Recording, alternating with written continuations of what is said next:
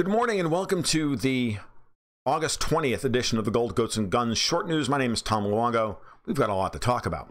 And today, I want to talk about Venezuela. I want to talk about specifically about Venezuela's new currency regime that was unveiled yesterday by President Nicolas Maduro. Now, we've been getting signals for months that something big was going to happen. He's talked about creating the Petro, which they did earlier in the year, which is an oil reserves-backed cryptocurrency. And while you may have heard of the Petro and you may have heard of what the weird monetary experiment that Venezuela is engaging in, you probably don't know much about the details. And the details have been scant to this point, so I don't blame you for not knowing. I'm not hip on all of the details either, but I am hip on the basic structure. And that basic structure to me is not actually unsound, believe it or not. But let's back up for a second and let's talk about where we are geopolitically, because you have the left and the right using Venezuela as a rhetorical football, right? So the socialists and the communists on the left say that Venezuela is the victim of American banking imperialism, and they're not wrong.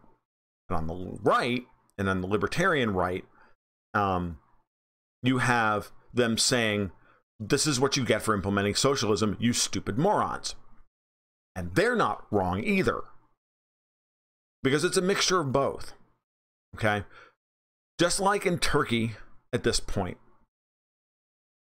Venezuela's problems are half self-inflicted and half inflicted because they are refusing to go along with every edict that comes from Wall Street, the City of London, and Washington, D.C. So it's very important that you understand that. And those institutions have tremendous leverage in the currency markets because it takes very little money to move currency markets. And if you control the media, you can create panics very easily. And if you control the sanctions hammer like we have, you can create you can stop the flow of capital into the country and then collapse the currency. Okay, we do this all the time. We're doing it currently in Iran. We're doing it currently in Turkey.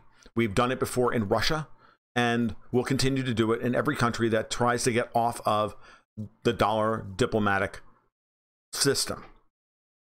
Because that's what the dollar is. The dollar has been completely weaponized. And so Maduro has that in his back pocket when he speaks to Venezuelans about what's going on. And, you know, it's easy for the left here in this country and in Europe to pick up on that and use that as the only excuse for what's happening in Venezuela, which is not correct.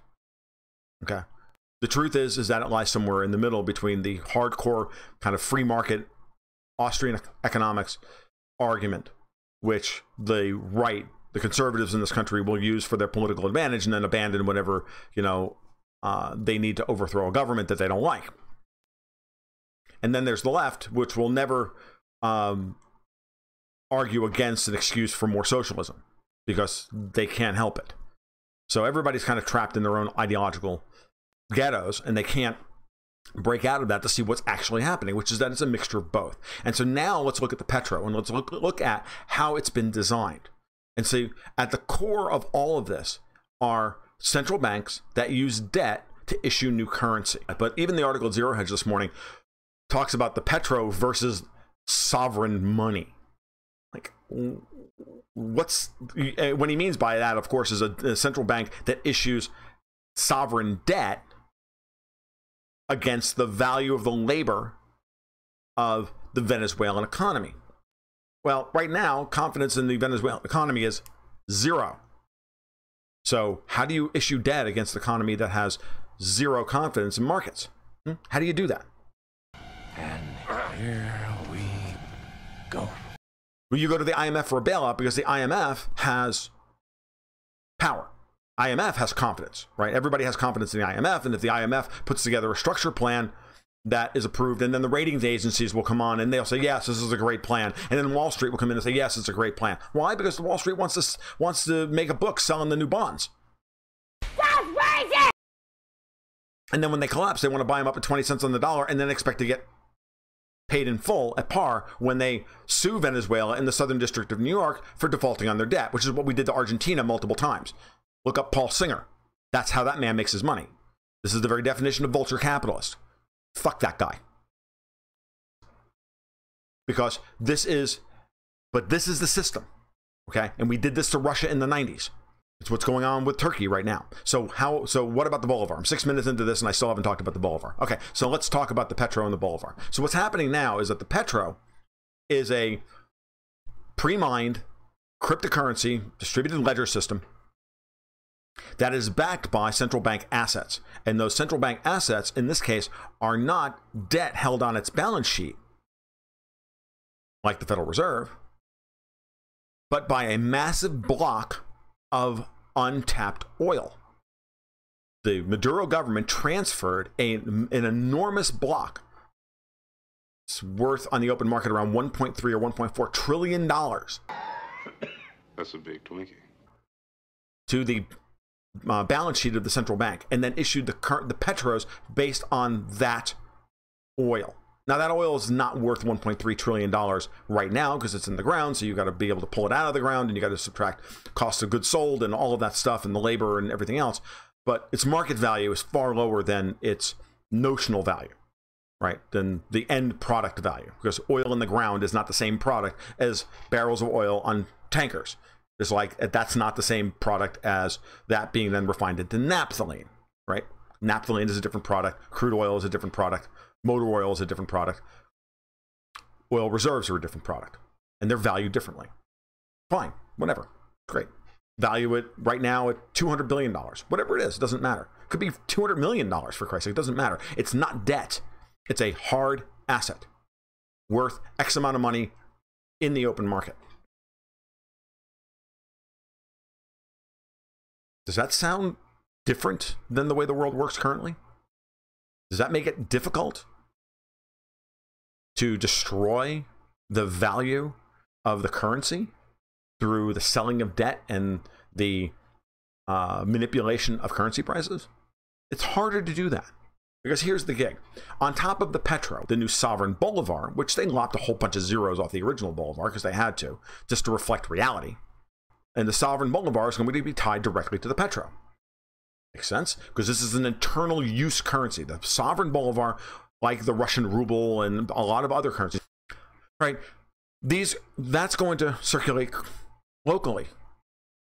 Credit can be extended in that. It can be extended in petros. It can be extended however. It can be extended in dollars if they really want to. It can be extended in Bitcoin. But bills will be paid in sovereign Bolivars. Taxes can be collected in sovereign Bolivars. The government will pay for goods and services in sovereign Bolivars, meaning it will circulate locally. And if Venezuelan companies don't go into the open market to go buy dollars to fund their expansions, but buy Bolivars, then they will be immune from the depredations of the U.S. banking system. It won't be in the same position that Greece is in right now or that Turkey's in right now.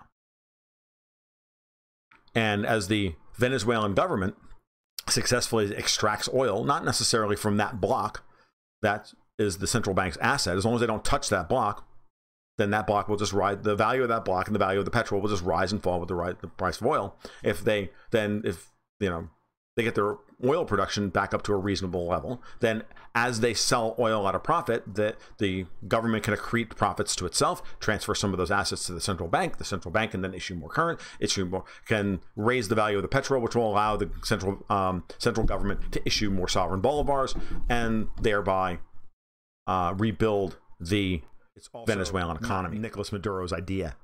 The man is an illiterate bus driver. But I'll tell you whose idea this is. Vladimir Putin and Xi Jinping. Venezuela is a test case for this kind of currency regime to see if they can make it work in the reality of 2018, especially as we move into a sovereign debt crisis in Europe, which will extend then into Japan and then eventually into the United States. Currencies that are tied to some form of hard asset reserve at a 100% level, not a 20% level, not a 5% level, or in the case of Canada, 0.01% level, is a game changer. People have been talking for a long time as to whether or not Russia would go on a gold standard. Well, they are. Every day they buy more gold. And the Russian ruble gets more and more backed by gold. Russian M2 is around 22 or 23% backed by gold. Ours, by the way, is around 19% or so. But the Russian gold reserves are rising, and the American gold reserves are flat. And American currency, dollars in circulation, keeps rising, so the percentage of M2 undergirded by gold is falling. When it falls below a certain level, it'll be a measure of lack of confidence, and we'll see what happens. It's certainly going to happen in the European Union at some point as well.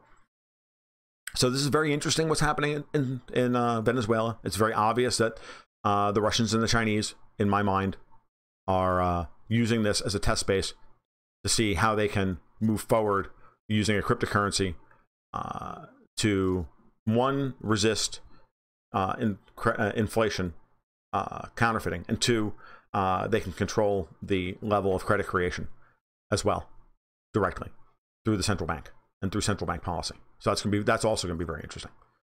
So that being said, in the short term, Venezuela's local economy is going to have stupendously high interest rates. You'll probably see more Bitcoin loans or Dash loans or something along those lines than you'll ever see sovereign Bolivar loans. It'll take a long time for that to develop. But like the mini bot proposal in Italy, this system has some merit and potentially a lot of merit. And ignore the doom porn, because this could be a game changer. And we'd have the illiterate bus driver, of all people, to thank for it. All right, this has been the Gold, Goats, and Guns Short News. I'm Tom Luongo. If you like what you heard today, please give a like and subscribe down below. You can also follow my work over in Patreon, over at Patreon/Gold, Goats, and Guns. There'll be a link below to my Patreon feed as well. You guys take care. Keep your stick on the ice.